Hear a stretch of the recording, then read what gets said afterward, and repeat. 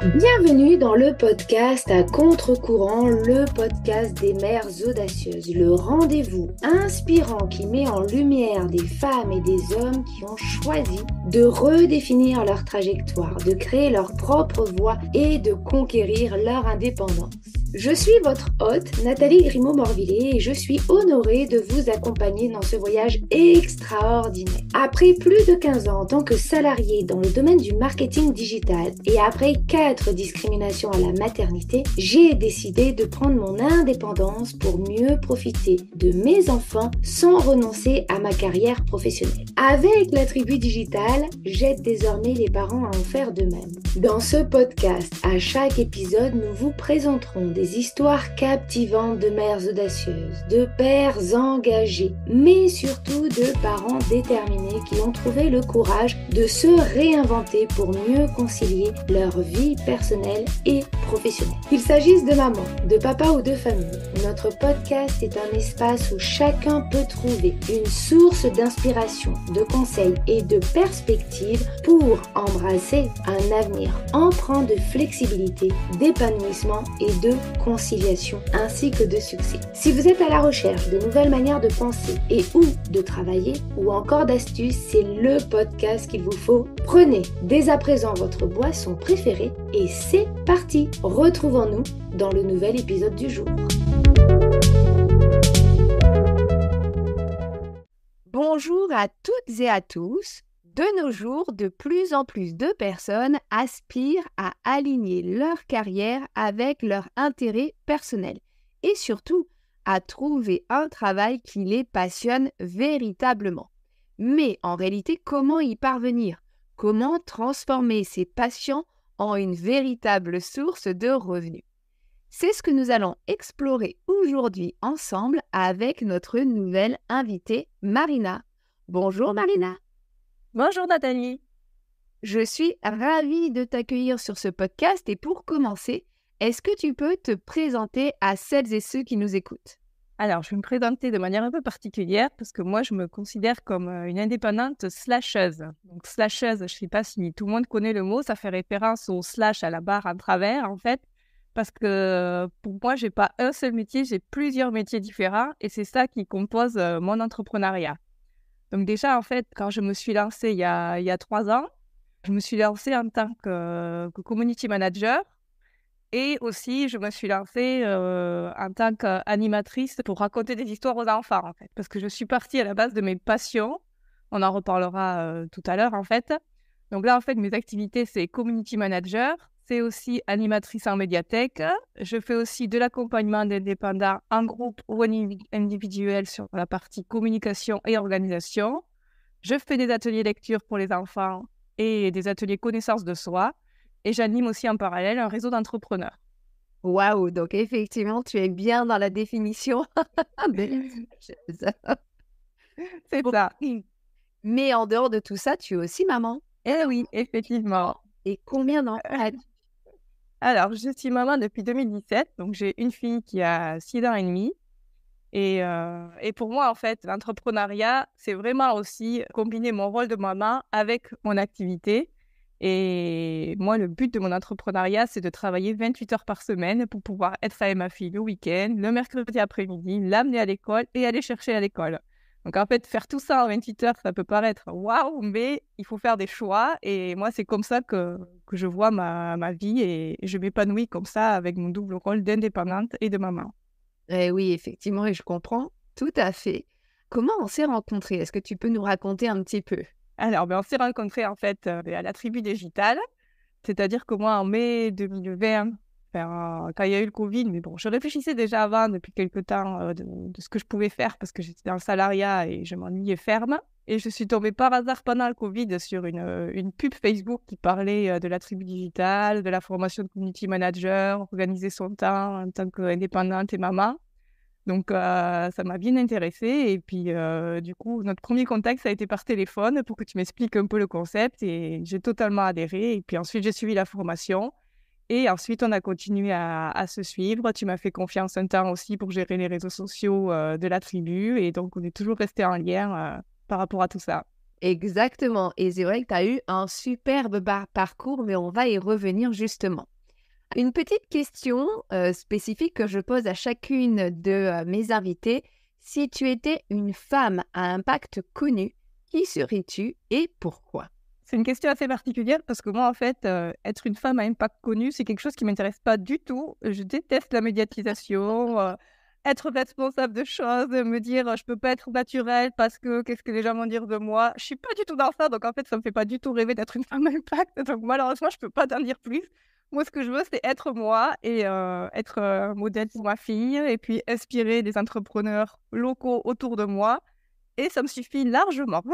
Eh bien, c'est très bien aussi, effectivement, d'être toi-même en tant que femme à impact, peut-être moyennement connue à côté de chez toi, mais c'est aussi suffisant. C'est ça. Alors, on va rentrer justement dans le cœur du sujet. En 2020, donc tu le disais précédemment, en plein Covid, tu décides de te reconvertir pour changer de voie et développer ainsi une activité professionnelle qui corresponde plus à ce que tu avais vraiment envie de faire au quotidien. Qu'est-ce qui t'a donné envie de changer de voie et comment ça s'est passé pour toi? Alors, en fait, donc j'étais dans un poste où je m'ennuyais déjà avant la naissance de ma fille. Donc, en fait, en 2016, je commençais déjà à m'ennuyer parce que le problème, c'est qu'on était on était 2 personnes pour gérer un poste qui ne nécessitait pas d'être 2. Mais on nécessitait d'être 2 parce que quand il y a des absences ou des vacances scolaires, forcément, il fallait qu'il y ait toujours quelqu'un. Voilà. Mais du coup, je n'arrivais pas à trouver d'autres activités et des fois, dans le salariat, on parle de burn-out. Moi, c'était plutôt l'autre pendant qu'on appelle le bore-out, c'est qu'on s'ennuie tellement qu'on perd complètement l'envie, quoi. Et donc, en fait, quand je suis partie en congé maternité, je me suis dit, je vais rentrer et puis, bon, mais ça va s'améliorer, j'aurais été pas là pendant un moment, le travail se sera un peu accumulé, cool, quoi. Et puis, je suis revenue et en fait, ça bougeait toujours pas. Donc, j'ai tenu et puis, je me suis mis déjà à temps partiel. Comme ça m'a permis, voilà, d'y aller moins souvent. Mais malgré ça, il y avait toujours rien à faire. Donc, j'ai fini par me dire, il faut que je fasse autre chose, quoi. Et c'est comme ça que c'est arrivé. D'accord, effectivement, ce sentiment d'inutilité était assez fort lorsque tu avais le poste était rémunéré, mais finalement, tu trouvais plus de sens, ou en tout cas, il n'y avait pas suffisamment de sens dans les missions qui t'étaient confiées parce qu'il n'y avait pas suffisamment de missions. C'est ça. Et c'est vrai que de nos jours, enfin, il y a pas que le salaire qui compte. Pour moi, le travail, on y passe la plupart du temps. Si c'est pour s'ennuyer, enfin, franchement, l'épanouissement personnel, pour moi, c'est beaucoup plus important que le salaire, hein.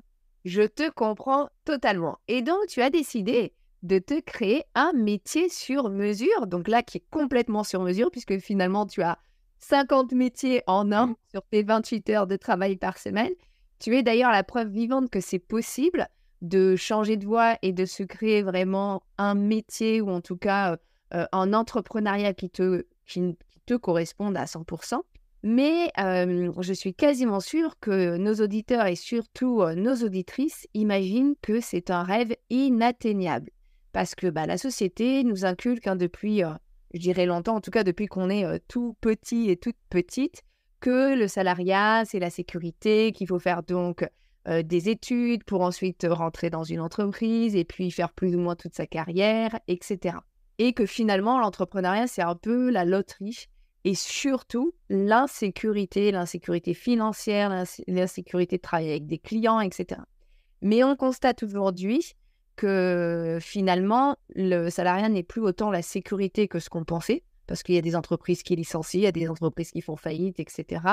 Et que finalement, l'entrepreneuriat peut être quand même une voie d'épanouissement bien plus important que finalement le salariat.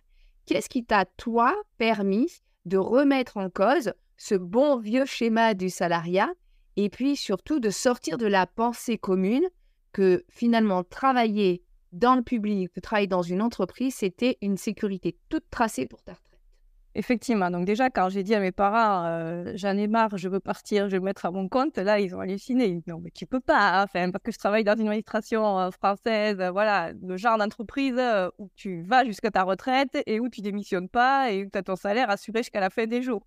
Mais moi, m'ennuyer jusqu'à la fin des jours, c'est pas mon objectif de vie, quoi. Donc, et du coup, en fait, ce que j'ai fait, c'est que moi, je me suis dit, je veux me reconvertir, je veux faire autre chose, mais dans quoi? Et donc, en fait, moi, j'ai mon BTS à 20 ans et je suis direct rentrée dans cette entreprise et j'y suis restée, 17, 18 ans, voilà, jusqu'à ce que je parte, quoi. Et j'aurais pu y rester encore 20 ans de plus.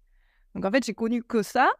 Et du coup, c'est pour ça, en fait, que les gens autour de moi disaient, mais non, mais tu vas pas partir. Enfin, et c'est vrai que c'est ce que j'en parle aussi avec des collègues qui y sont toujours. Et je leur dis, ben, c'est pas parce que vous êtes dans une entreprise qui vous permet de vous dire, je serai là jusqu'à ma retraite, qu'il faut que vous limitiez dans votre vie, quoi. Il faut d'autres personnes qui sont dans le salariat, dans des petites entreprises, des PME ou quoi, ils se posent pas la question, ça va pas, ils partent, quoi. Donc, le privé et le public, déjà, je trouve qu'il y a aussi une différence par rapport à soi. Des fois, on se limite et on se fait sa propre prison en disant non, je peux pas me permettre de partir. Il y en a qui n'ont pas ma chance. Mais bon, je pense que des fois, il faut passer au-delà de ça, quoi. Et donc, en fait, ce que je me suis dit, je me suis dit bon, moi, ce que j'aimerais, c'est vraiment travailler et m'éclater dans mon travail. Donc, j'ai toujours fait du bénévolat, en fait, toute ma vie. Enfin, depuis que j'ai 16 ans, je faisais du bénévolat.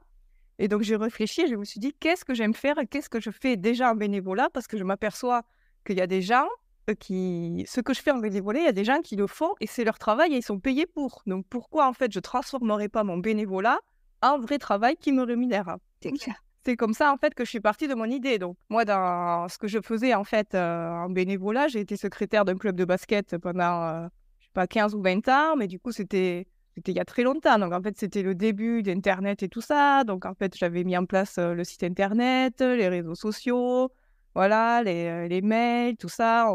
C'était vraiment le tout début, quoi. Donc, tout ce qui est communication, ça me plaisait. Et vraiment aussi, tout ce qui était organisation d'événements, communiquer sur l'événement, voilà, tout ça. Organisation et communication, voilà, c'était quelque chose qui déjà me plaisait. Et en parallèle de ça aussi, ça faisait très longtemps que j'étais bénévole en médiathèque parce que j'adore raconter des histoires, notamment aux enfants. Et j'adore transmettre ma passion des livres. Et donc, en fait, je suis partie de ces deux idées. Donc, en fait, quand je me suis lancée, j'ai fait un stage de 5 jours à la CCI pour un peu réfléchir à son projet. Et moi, j'ai dit, je veux partir sur la communication et je veux partir sur lire des livres aux enfants, quoi. Donc ça paraît déjà complètement, je veux dire, c'est pas du tout pareil les deux choses, mais je dis, moi je m'en fiche, je pars sur ça, puis on verra bien ce qui marche. Après, l'entrepreneuriat, c'est vraiment, on part d'une idée et c'est pas figé. Pour moi, en fait, en tout cas, c'est pas figé parce que ce que je faisais quand je me suis lancée, c'est plus du tout la même chose que ce que je fais maintenant. Parce qu'en fait, j'ai évolué, mes goûts ont évolué, il y a des choses qui me plaisent plus. Et en fait, c'est au fur et à mesure de ma vie que je me fabrique mon entrepreneuriat tel que j'en ai envie, quoi. Ce que je fais maintenant, ce sera sûrement pas la même chose que je ferai dans 5 ans. Mais on évolue au fur et à mesure. Et le principe, c'est de tester et puis on voit ce que ça donne. Effectivement, et puis de pouvoir aussi réorienter, comme tu le dis, en fonction de nouvelles envies, en fonction de nos propres évolutions personnelles, pour pouvoir adapter en fait notre entreprise et, comme tu le dis, s'éclater surtout dans son travail. C'est vrai que c'est absolument essentiel. En tout cas, merci beaucoup de nous partager un petit peu tout ça. J'imagine, bien évidemment, que ça n'a pas dû être tout rose pour parvenir jusque-là, que tu as peut-être rencontré des doutes, des questions, peut-être même des problèmes ou des obstacles que tu as dû dépasser et surpasser. Comment justement tu as réussi, malgré tous les points un petit peu négatifs, à te dire, de toute façon, c'est ce que je veux, donc j'y vais et rien ne m'arrêtera? Alors déjà, ce que j'ai fait, c'est que je ne me suis pas lancée dans le vide direct, quoi. Ce que j'ai fait, c'est que j'ai négocié avec mon employeur pour faire un temps partiel au départ. Et donc, au début, je suis partie sur faire mon activité 2 jours par semaine. Et comme ça, je me gardais un mi-temps fixe qui me tombait tous les mois. Donc déjà, je trouve que quand on se lance, quand on est dans le salariat, c'est pas mal, en fait, de se dire, j'ai ce petit fixe qui tombe tous les mois, même si je ne m'éclate pas. Au moins, ça me permet de voir si mon idée marche, parce que je m'aperçois qu'il y a beaucoup d'entrepreneurs aussi, notamment dans le bien-être, en fait, des filles justement, qui se sont lancées et qui y sont allées à fond, et en fait, ça ne rentre pas assez, et elles se retrouvent à reprendre un travail à mi-temps après. Donc moi, j'ai plutôt fait l'inverse, et finalement, ça m'a bien réussi. Je pense que c'est mieux de se lancer en confiance. Et au bout de 9 mois, je me suis aperçue que ça marchait. Et c'est là que j'ai décidé de partir, quoi. Et voilà, cette sécurité, déjà, moi, ça m'aidait. Et j'ai été aussi accompagnée par une couveuse d'entreprise, en fait, par la BGE, j'avais un conseiller avec moi qui m'aidait, en fait, au quotidien. On se voyait 1 fois par mois. Elle me disait, t'en es où de ton démarchage, sur la comptabilité, comment tu te sens, sur ta communication. Et c'est vrai qu'être accompagné aussi, pour commencer, c'est bien parce que le métier d'entrepreneur, c'est énormément de casquettes à la fois. Outre le métier vraiment qu'on exerce, c'est savoir faire de la compta, savoir faire de la com, savoir faire éventuellement du démarchage. Enfin, c'est plein de choses à la fois. Et si on n'est pas accompagné, que direct on se lance dans le vide sans savoir rien faire et sans être accompagné, c'est beaucoup plus difficile, quoi. C'est vrai qu'effectivement, on a plus de chances de louper quelque chose, de ne pas respecter une loi et de tout de suite rencontrer des problèmes en fait assez importants. Moi, ce que je peux dire, c'est que ce qui m'a permis en fait d'y arriver, c'est vraiment d'y aller pas à pas et de prendre confiance en moi par le biais de ce mi-temps et de cet accompagnement pour après y arriver mieux. Et ça, je peux l'affirmer d'ailleurs, parce que quand tu avais pris la mission à l'époque de CM, donc de Community Manager pour la tribu, tu étais toute timide. Et maintenant, tu passes à la radio, tu fais de l'animation sur les réseaux, etc. Donc oui, tu as effectivement pris énormément confiance en toi et ça fait très plaisir. Alors aujourd'hui, ça fait bientôt 4 ans que tu t'es reconverti, ça passe vite, tu vis de ton activité, tu as du temps pour ta fille, mais aussi pour toutes tes activités dont tu parles et que tu adores faire. Est-ce que tu considères que c'est grâce à l'entrepreneuriat que tu as réussi à cheminer jusque-là? Oui, alors c'est évident parce que justement, j'ai beaucoup évolué en 4 ans en fait, parce que maintenant, je fais des choix et vraiment, j'assume mes choix. Donc en fait, ça m'a permis aussi de me réorganiser mon temps et de voir que je ne pouvais pas tout faire et que ce soit dans l'entrepreneuriat ou dans la vie, à un moment donné, il faut faire des choix. Et donc en fait, c'est vrai que des fois, dans le bénévolat, j'ai dû arrêter certaines activités, certaines associations parce que j'y prenais plus vraiment de plaisir. Et en fait, ça ne sert à rien de se forcer quand déjà on est limité dans le temps, quoi. Donc là, maintenant, je choisis vraiment mes activités par rapport à ce que j'ai envie de faire. Et si ça me plaît plus, ça me plaît plus, quoi. Mais il ne faut pas, des fois, les gens se disent ah, mais il faut que. Et ça, c'est vraiment très mauvais, quoi. C'est vraiment, moi, quand je fais quelque chose, je me pose toujours la question, je choisis est-ce que vraiment c'est important pour moi? J'ai pas trop le temps de le faire, mais est-ce que si c'est vraiment important pour moi, ça veut dire que ça prendra la place d'autres choses? Il faut toujours réfléchir, en fait, à nos choix. Exactement. Et c'est vrai que c'est le fait de ne pas les subir, mais de les décider, ça change complètement toute la donne. C'est ça. Est-ce que tu souhaiterais partager avec celles et ceux qui vont écouter ton interview et se posent peut-être des questions de sortir de leur cadre habituel, professionnel, notamment celui imposé par la société, mais qui ne savent pas comment faire, qui se posent des questions, qui ont des doutes, qui se demandent est-ce que ça vaut vraiment le coup?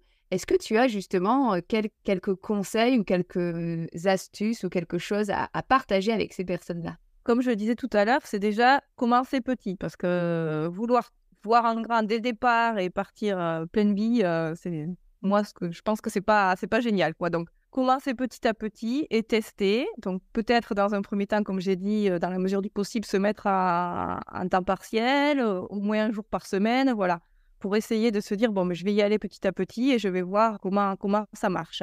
Et après aussi pas se figer en se disant je pars sur une idée et en fait 6 mois après, finalement ça me plaît plus. Qu'est-ce que les gens ils vont dire si je change d'activité? Et ils vont dire celle-là c'est pas ce qu'elle veut, mais en fait on s'en fiche des gens. Ce qui est important c'est vous.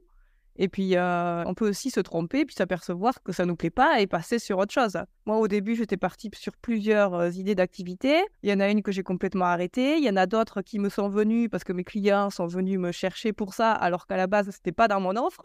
Donc vraiment c'est au fur et à mesure qu'on avance en fonction des besoins des gens et puis de nous ce qui nous anime. Donc en fait, il ne faut pas hésiter à bifurquer d'activité. Ça ne fait pas de vous quelqu'un d'instable, ça fait ça fait de vous quelqu'un qui se construit et puis qui fait ce qu'il aime, quoi. Et puis qui évolue aussi en fonction de sa propre personnalité, qui évolue parce qu'on n'est pas les mêmes à 15 ans, à 25 ou à 50 ans, par exemple. C'est ça. On a aussi évolué avec nos histoires de vie, nos histoires personnelles, nos histoires professionnelles, etc. Ouais. Est-ce que tu as des astuces peut-être complémentaires à transmettre à ceux et celles qui nous écoutent pour réussir également à trouver un jour un métier qui leur ira, je dirais, comme un gant? Mais comme je disais, c'est partir de ce qu'on aime faire. Alors, je ne sais pas si tout le monde connaît le concept de l'ikigai. C'est en fait, il faut trouver un mélange de ce qu'on sait faire. Alors, ce qu'on sait, même si on ne sait pas faire, on peut très bien l'apprendre. Donc déjà l'apprendre. Et après, on sait. Donc, ce qu'on sait faire, qui va avec ce que vous aimez faire et qui doit être en parallèle avec ce que les gens ont besoin et ceux qui peuvent aussi payer, parce qu'il faut quand même que ce soit des choses qui soient rémunérées, sinon on n'en vit pas. Et donc en fait, il faut essayer de trouver un mix de ces 4 choses pour trouver dans quoi on peut se mettre. Et pour moi aussi, je trouve que c'est hyper important aussi de se diversifier et de ne pas mettre tous les œufs dans le même panier, en fait. Parce que le problème, sinon, c'est que si on n'a qu'une seule casquette, mais malheureusement, je trouve que c'est difficile, en fait, parce que il faut toujours être en recherche de clients et s'il y en a un qui s'arrête, tout s'écroule et tout ça. Moi, c'est vrai que j'ai de la chance d'avoir plusieurs métiers. Et comme ça, quand il y a un client qui s'arrête, je me dis, c'est pas la fin du monde, parce que de toute façon, j'ai d'autres activités. Donc, ça compense, ça me laisse le temps d'en rechercher d'autres. Donc, la diversification, comme je dis, c'est bien. Et puis, comme je dis, c'est pas quelque chose qui fait de vous que vous faites trop de choses. Parce que c'est vrai que des fois, on a aussi l'image comme ça que tu fais tellement de choses, en fait, que tu sais plus ce que tu fais, t'en fais trop. Mais non, si t'es bon dans plusieurs choses, t'as le droit de faire plusieurs choses, quoi. C'est vrai que j'anime des formations à la CCI pour des entrepreneurs et en même temps, j'encadre une équipe de médiathèque de 5 bénévoles et je gère la médiathèque, j'organise des animations. Voilà, c'est complètement différent. Mais bon, c'est pas pour autant que je dois me limiter si j'aime faire tout. Donc en fait, le mot maître, en fait, c'est ce qu'on appelle le test and learn, quoi. C'est tu testes et t'apprends de tes erreurs et puis de tes bonnes choses aussi, quoi. Je me suis mise à l'accompagnement pour vous raconter un peu l'accompagnement sur la partie organisation. C'est que vu que moi, je suis sur mon concept de 28 heures de travail par semaine avec toutes mes activités, forcément, j'ai dû me former un peu encore plus sur l'organisation, en fait, sur travailler par des blocs de temps, pas me laisser distraire, des choses comme ça. Et en fait, quand je formais sur la communication les entreprises, ils me disaient « Ah oui, mais en fait, tu es hyper organisé, ta communication, tu la fais pas à l'arrache le lundi, machin, c'est vraiment, tu as un bloc de temps dans ton agenda. » Je dis « Ben oui, c'est hyper important si tu veux être concentré. » Et c'est comme ça que je me suis aperçue que les gens me disaient « Mais est-ce que tu pourrais pas te former aussi sur l'organisation ?» Et finalement, comme je disais, c'est une activité qui m'est arrivée après. Et je me suis dit « Ah ben, c'est peut-être temps de te repositionner et de dire que tu fais les deux, en fait. » Tu avais des compétences que tu n'avais pas forcément identifiées, mais qui te servaient dans ton métier et que d'autres personnes se sont rendues compte, se sont aperçues que finalement, ça te permettait justement de tout faire rentrer dans un 28 heures, alors qu'elles, peut-être, elles étaient débordées avec 3 fois moins de choses. C'est ça. Donc du coup, voilà, faut tester, faut se faire confiance, se diversifier. Et puis, essayer de faire ce qu'on aime et commencer petit à petit, pas voir non plus direct la grosse entreprise, je veux dans 2 ans avoir des salariés et tout ça, voilà. Faut être un peu humble dans ses objectifs et monter au fur et à mesure. C'est comme sur les réseaux sociaux, c'est ce que je conseille à mes clients. Si vous partez en vous disant « Ah oui, je vais publier 7 posts par jour, 10 stories et tout », enfin, au bout de 15 jours, vous allez être complètement épuisé parce que vous faites que ça. Et en fait, ce qui compte dans les réseaux sociaux, par exemple, c'est la régularité. Donc, je leur ai dit, si vous n'arrivez pas à faire 3 posts semaine, mais c'est pas grave. Déjà, commencez par 1, habituez-vous à la plateforme. Si c'est 1 fois par semaine, eh bien, pendant 1 mois. Peut-être que dans 3 mois, ce sera 2 par semaine. Et vraiment, tout est à faire petit à petit. C'est clair. Et on avance aussi comme ça, hein, parce que, comme je le dis souvent, d'ailleurs, au moment de la communauté, tu l'as sûrement entendu également, mais Paris, c'est pas fait en un jour. Et donc, c'est pareil pour nous. On ne va pas pouvoir tout réaliser en un jour. Donc, on se forme et puis on se développe aussi au fur et à mesure. C'est ça. Et ben merci beaucoup en tout cas d'avoir été avec nous aujourd'hui, Marina. Alors pour finir cette interview, est-ce que tu aurais une anecdote personnelle à nous partager en lien justement avec le sujet du jour? En fait, une anecdote, ce serait plutôt que des fois, quand je rencontre des gens à une soirée ou quoi, qui me disent « Qu'est-ce que tu fais dans la vie ?» Là, c'est compliqué parce que c'est expliquer en fait. Donc, j'ai eu du mal à trouver en fait une façon de me présenter à des gens qui ne me connaissent pas. Parce qu'en fait, on ne se présente pas de la même façon quand on est à une soirée où les gens nous posent cette question un peu par politesse, ou quand on est dans un réseau d'entrepreneurs en face de nous, si on a des gens qui seraient susceptibles d'être intéressés par mes services d'accompagnement sur les réseaux sociaux, je ne vais pas leur dire direct, j'anime une médiathèque. Ils vont me dire, mais qu'est-ce qu'elle fait là? Enfin, voilà, donc c'est vrai que c'est compliqué. L'anecdote, c'est qu'en fait, c'est difficile d'expliquer à des personnes mon métier et que j'ai créé sur mesure, en fait, et mes différentes casquettes, en fait. Donc, je vois, en fonction de la personne que j'ai en face de moi, j'essaye d'aller au plus simple et voir ce qui lui parlera le plus. Ouais, tu essayes en fait de voir en fonction de la personne, si tu parles plutôt de CM, si tu parles plutôt de médiathèque. Donc finalement, tu vas parler d'un ou 2 métiers spécifiquement et tu vas peut-être pas faire la panoplie de alors et je fais ça, et je fais ça, je fais ça. Parce que on va te regarder un peu bizarrement. C'est ça. Donc, en fait, au début, je pars sur un truc. Et puis après, au fur et à mesure de la conversation, si je vois que ça peut être intéressant, je glisse autre chose. Et je ne lui lance pas tout d'un coup parce que sinon, le pauvre, hein, c'est pas la peine. Effectivement, j'imagine. Et c'est vrai que du coup, ça m'était arrivé de faire un marché de Noël parce que, bon, en parallèle aussi, je suis dans les livres, je suis aussi ambassadrice pour 2 marques de livres. Et du coup, je présentais les livres que je revendais. Et je m'étais fait une carte de visite et j'avais mis un titre « Animatrice en lecture bienveillante ». Et en fait, la personne, elle voit la carte et me dit « Ah, mais je connais pas ce métier ». Je dis « Ah ben c'est normal, je l'ai inventé, donc il n'y a pas la connaître ». Mais voilà, tout ça pour dire, faut pas vous mettre de limites, vous faites ce que vous voulez et personne ne vous dira que votre métier n'existe pas.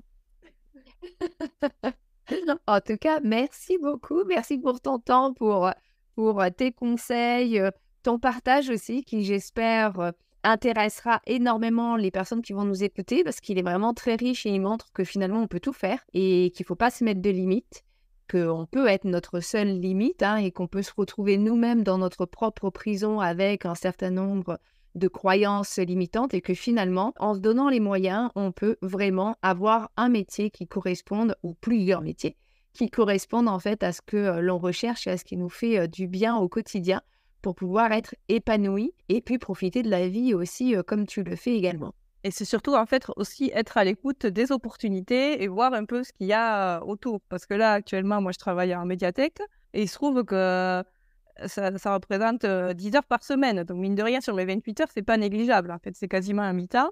Et ça, en fait, c'est des proches à moi qui me l'ont proposé parce que la personne qui était en poste était partie en arrêt maladie de longue durée. Ils cherchaient quelqu'un, mais voilà, c'est compliqué de faire passer une annonce et tout ça. Et ils m'ont dit, on sait que tu fais des choses en médiathèque déjà en bénévolat, on sait que tu es à ton compte, que tu as peut-être un peu de temps. Est-ce que cette mission t'intéresse? Et donc, en fait, oui, j'y suis allée, mais en fait, c'est pas du tout quelqu'un que j'ai démarché. C'est un coup de téléphone que j'ai repris comme ça. Donc, c'est surtout pas hésiter aussi à communiquer sur ce qu'on sait faire, sur ce que potentiellement on peut faire. Et puis, des fois, les choses nous tombent dessus un peu par hasard. Exactement. C'est vrai que les opportunités, parfois, sont à côté de nous. Et si on n'en parle pas, elles peuvent nous passer sous le nez. C'est ça. Et encore, merci beaucoup. Merci à toutes celles et ceux qui nous ont écoutés jusqu'à la fin.